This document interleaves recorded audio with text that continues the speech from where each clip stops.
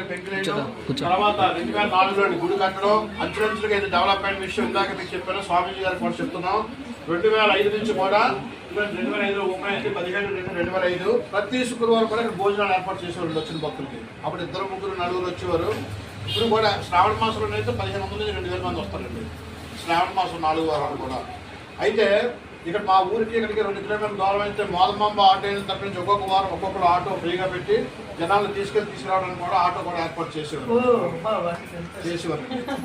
ఈ రకంగా జరిగే పరిస్థితుల్లోనే గత 4 సంవత్సరాల నుంచి కూడా శుక్రవారంతో పాటుగా ప్రతిరోజు కూడా భోజనాలు పెడదామని చెప్పనేసి అని ఇక్కడ లక్ష్మి అనే ఒక ఆవిడ అమ్మ లేదా ఆవిడ ఇక్కడ గుడి దగ్గర మామూలు పనిచేసిందండి. అంటే పని అంటే ఏదో మన చేతనానికి ఇచ్చాను ఆవిడ తగ్గ ఆవిడ